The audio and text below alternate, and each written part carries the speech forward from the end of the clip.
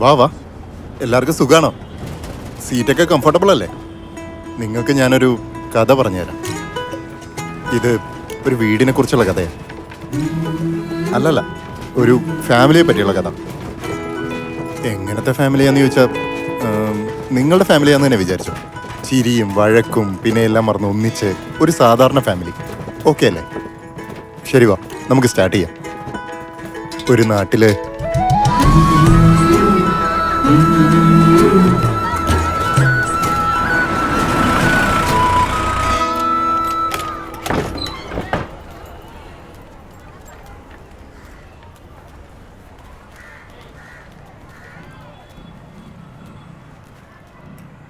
വീട് മാറുന്തോറും വീടിന്റെ സൈസ് ചെറുതായിക്കൊണ്ടിരിക്കുകയാണല്ലോ അച്ഛാ. വാടക കൂടിക്കൊണ്ടിരിക്കുകയാടാ. അന്ന് ഇരട്ടത്ത് കണ്ടപ്പോ ശരിക്കും മനസ്സിലായില്ല. പകല് നല്ല വെളിച്ചമുണ്ടല്ലേ, സൂര്യപ്രകാശം നേരെ തന്നെ കിട്ടുന്നുണ്ട്.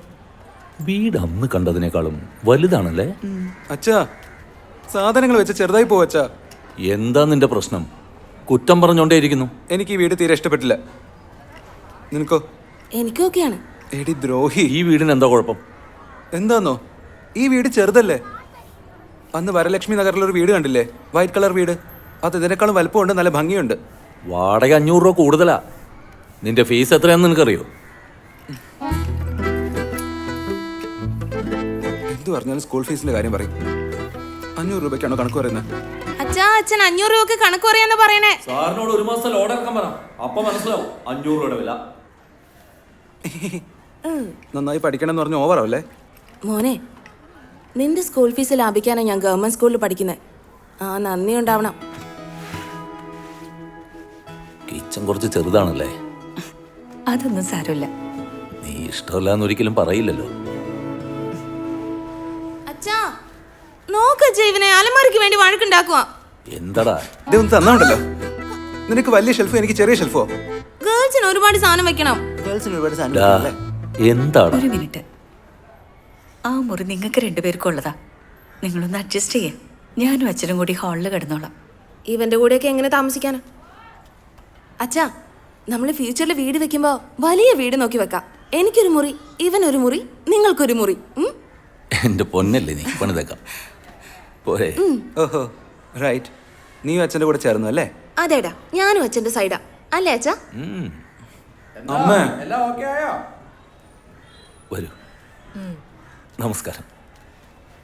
2 കുട്ടികളുണ്ടെന്നേ പറഞ്ഞുള്ളൂ. ഇത്രയും വലിയ കുട്ടികളാണെന്ന് പറഞ്ഞില്ലല്ലോ. കുട്ടികൾ തന്നെയായിരുന്നു, ഇപ്പൊ കുറച്ച് വളർന്നതാ. അന്ന് എന്നോട് പറഞ്ഞത് മോന് 12 വയസ്സെന്നല്ലേ? അല്ലേടാ, മകൻ 12ാം ക്ലാസ്സിലാണ് പഠിക്കുന്നത്. മകള് 9ാം ക്ലാസ്സിൽ പഠിക്കുന്നു എന്ന് പറഞ്ഞു. അപ്പൊ എനിക്ക് തെറ്റിയതാണോ ഈ പറയുന്നേ? അല്ല ചേട്ടാ, ആള് പറഞ്ഞപ്പോ തെറ്റിപ്പോയതാ പെട്ടെന്ന്. വേറൊന്നും വിചാരിക്കില്ല ചേട്ടാ.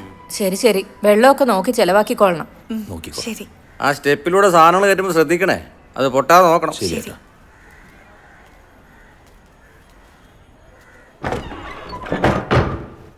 അച്ഛാ, അവരെന്തിനാ ഇങ്ങനെ സംസാരിക്കുന്നേ? അല്ല മോളെ, അത് അവര് ഫ്രീ ആയിട്ട് നമ്മൾ നിർത്തുന്നേ? കാശ് കൊടുത്തിട്ട് തന്നെയല്ലേ? ഇവരിങ്ങനെ തൊഴുതോണ്ട് നിൽക്കണമെന്നാ?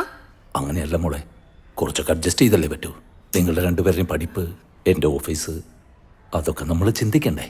അച്ഛാ, എനിക്ക് ഈ വീട് ഇഷ്ടമായില്ല, നമുക്ക് വേറെ നോക്കാം. എനിക്ക് ഈ വീട് തീരെ ഇഷ്ടപ്പെട്ടിട്ടില്ല. ഡാ, നീയും കൂട്ടുപിടിക്കാണോ? നിങ്ങൾ ചെറിയ കുട്ടികളാ, പറഞ്ഞാൽ മനസ്സിലാവില്ല. നമ്മുടെ സ്വന്തം വീട്ടിൽ മാത്രമേ നമ്മുടെ ഇഷ്ടം പോലെ ജീവിക്കാൻ പറ്റൂ. കുറച്ചാലും വെയിറ്റ് ചെയ്താലും സ്വന്തം വീട്ടിൽ കഴിയാന്നല്ലേ? ഒരു മര്യാദ ഇല്ലാത്ത ആളാ അയാള്. ഡാ, 10ൽ നല്ല മാർക്ക് വാങ്ങിയോ നീ? അതിൽ മര്യാദ കുറവൊന്നും കാണുന്നില്ലേ നീ? നീ നന്നായി വരണമെന്ന് കരുതിയ വലിയ സ്കൂളിൽ അയച്ച ഫീസ് അടയ്ക്കുന്നേ. പഠിക്കുന്ന കാര്യം നോക്കടാ. ഓ, ഇല്ലെങ്കിൽ ഇപ്പൊ നിങ്ങൾ വീട് വാങ്ങിച്ചേനെ. എടാ, LKG മുതൽ ഞാനിത് കേൾക്കുന്നതാ, വീട് വാങ്ങിക്കാം വീട് വാങ്ങിക്കാന്ന്. എന്നിട്ട് എന്നെ വഴക്ക് പറഞ്ഞാൽ മതിയല്ലോ.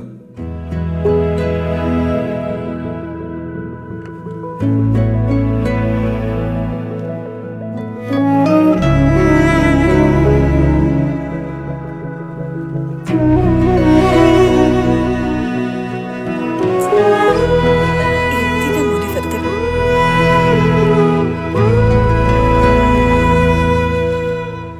ആദ്യം ഇത് കഴിക്കേ. സോറി അച്ഛാ. നീ പറഞ്ഞതെല്ലാം ശരിയാ മോനെ.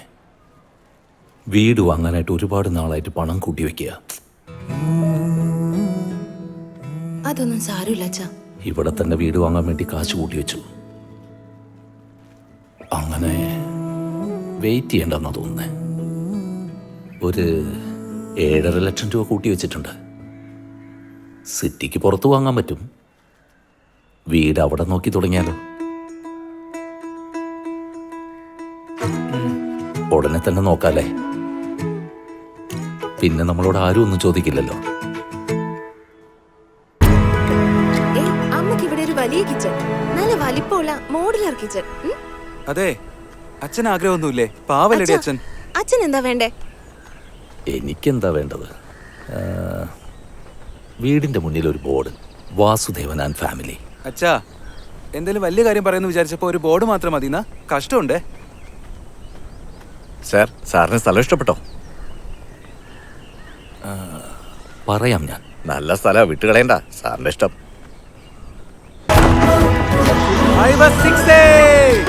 എന്ത് കളിയാടാ കളിക്കുന്നത്? ക്യാച്ചായാനിപ്പോ. അച്ഛാ, ധോണിയാ അത്. അങ്ങനെ കളിക്കാൻ പറ്റൂ. ദ്രാവിഡിന്റെ അത്രയൊന്നും ഇല്ലടാ. ഒന്ന് പോയച്ഛൻ. നോക്കാം ചേട്ടാ.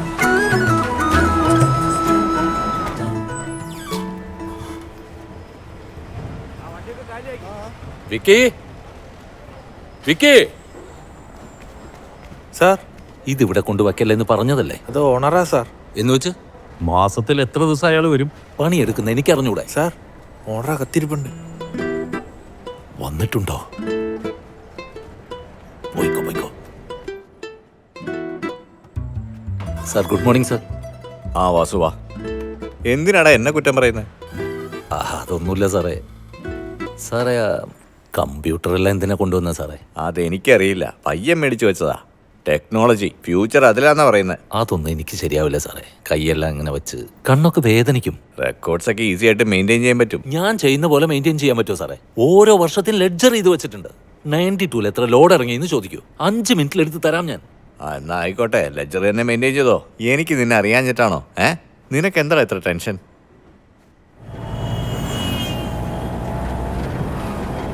പടം തുടങ്ങിയിട്ടുണ്ടാവില്ലല്ലോ. നീ തന്നെ ചോദിക്കണം. 1/2 മണിക്കൂർ മേക്കപ്പ് ചെയ്തിരുന്നിട്ട്. ഞാൻ മേക്കപ്പ് ഇട്ടിട്ടില്ല. ചുമ്മാ ഇരിക്കടാ, ഏത് നേരവും.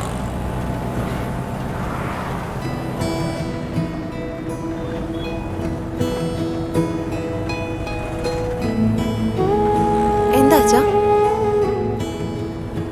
ഈ സ്ഥലം 10 വർഷം മുന്നേ ഞാൻ വാങ്ങാനിരുന്നതാ. ഇപ്പൊ ഭയങ്കര ഡെവലപ്പ് ആയില്ലേ? അങ്ങനെയൊന്നും ആലോചിക്കണ്ട. നമുക്കൊന്ന് നോക്കിയിട്ട് പോയാലോ? 10 മിനിറ്റ് മതി. നിങ്ങൾ ആ മെട്രോ നഗറിൻ്റെ അടുത്തുള്ള ഫ്ലാറ്റ് നോക്കിയല്ലേ ഒരു 7-8 വർഷം മുൻപ്? അതെ സാറേ, ആ ഓടയുടെ സൈഡിലായിരുന്നല്ലോ. ആ ഓടൊന്നും ഇപ്പോൾ ഇല്ല സാറേ, അവിടെയൊക്കെ ബിൽഡിംഗ് ആയി. നിങ്ങൾ ഇപ്പോഴും വീട് നോക്കിക്കൊണ്ടിരിക്കുകയാണോ? എന്താ സാറേ, എൻ്റെ മുടി മൊത്തം കൊഴിഞ്ഞ് തീർന്നല്ലോ. ഞങ്ങളുടെ സിറ്റുവേഷൻ അങ്ങനെയാ സാറേ. വേറെ ഏതെങ്കിലും? ചുമ്മാ നോക്കിയിട്ട് കാര്യമില്ല സാറേ, പൈസയൊക്കെ റെഡിയാക്കണ്ടേ? പോവാ അച്ഛാ.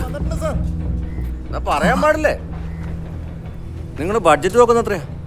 പറഞ്ഞു സാറേ, 15 ലക്ഷം അല്ലേ? നിങ്ങൾ ആദ്യം നിങ്ങളുടെ ബഡ്ജറ്റ് പറ, അതനുസരിച്ച് നോക്കിയാ പോരെ.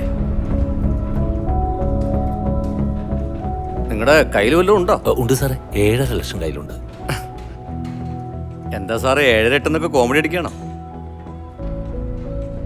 ഈ എമൗണ്ടിന് ഇവിടെ ഇത് വാങ്ങാൻ പറ്റുമോ? സിറ്റിയിൽ ഒരു സ്ഥലത്തും പറ്റില്ല.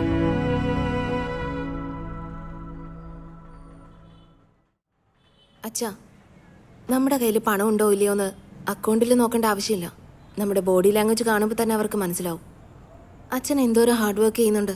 അത് മാത്രം മതിയാവില്ല അച്ഛാ. നമുക്ക് വ്യക്തമായിട്ടുള്ളൊരു ഗോള് വേണം. അത് അച്ചീവ് ചെയ്യാൻ ഒരു പ്ലാനും വേണം. ശരി, സിറ്റിയുടെ പുറത്തുള്ള വിട്ടേക്ക്. അച്ഛൻ ആഗ്രഹിച്ച പോലെ നമ്മുടെ ഏരിയയിൽ ഒരു ഫ്ലാറ്റിന് എത്രയാവും? 15 ലക്ഷം. അച്ഛൻ്റെ കയ്യിൽ ഇപ്പം എത്ര കാശുണ്ട്?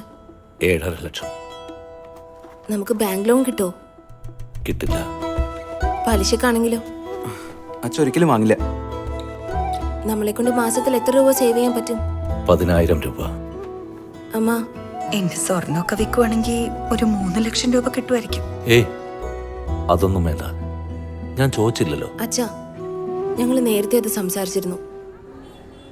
വീട് വാങ്ങാന്നുള്ളതല്ല അത്യാവശ്യം, അത് നടക്കട്ടെ. 10,000 ഇൻറ്റു 12 7.5 3.5 ഡാ എത്രയാവൂടാ? 12,130. ഞാൻ തന്നെ പറയാം 12,20,000. ഗോൾ സെറ്റ് ചെയ്യുന്നതിനെ പറ്റി വിവേകാനന്ദൻ എന്താടാ പറഞ്ഞേ? എൻ്റെ പൊന്നോ, എനിക്കൊന്നും അറിഞ്ഞൂടാ. ഒരു ഗോൾ, അതിൽ മാത്രം ഫോക്കസ് ചെയ്യണം. ഫിക്സ് ടൈം, ഫിക്സ്ഡ് എമൗണ്ട്, രണ്ടും ഇല്ലാതെ നമുക്ക് ടാർഗറ്റ് അച്ചീവ് ചെയ്യാൻ പറ്റില്ല. ടൈം 1 വർഷം ടാർഗറ്റ് വെക്കാം. എമൗണ്ട് 15 - 12 2,80,000 കുറവാ. കാശ് സേവ് ചെയ്ത് വാങ്ങിക്കണമെന്ന് വിചാരിക്കുന്നത് മിഡിൽ ക്ലാസ് മെന്റാലിറ്റിയാ. നമ്മൾ കാശ് ഉണ്ടാക്കാനാ നോക്കണ്ടേ. 2,80,000 എത്ര ഈസി ആയിട്ട് ഉണ്ടാക്കാന്നാ നീ പറയുന്നത്? മൊത്തത്തിൽ നോക്കണ്ടടാ. മാസത്തിൽ 25,000 രൂപ സേവ് ചെയ്താ വർഷത്തിൽ 3 ലക്ഷം. അങ്ങനെ ഈ 15 ലക്ഷം ഉണ്ടാക്കാൻ പറ്റും.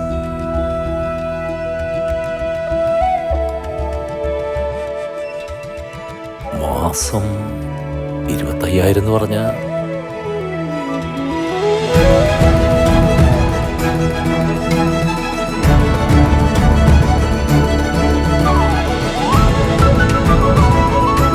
നമുക്ക് ചെയ്യാം മോളെ, നമുക്ക് ചെയ്യാം. ഒരേ ഒരു വർഷം അവിടെ തന്നെ വീട് വാങ്ങും.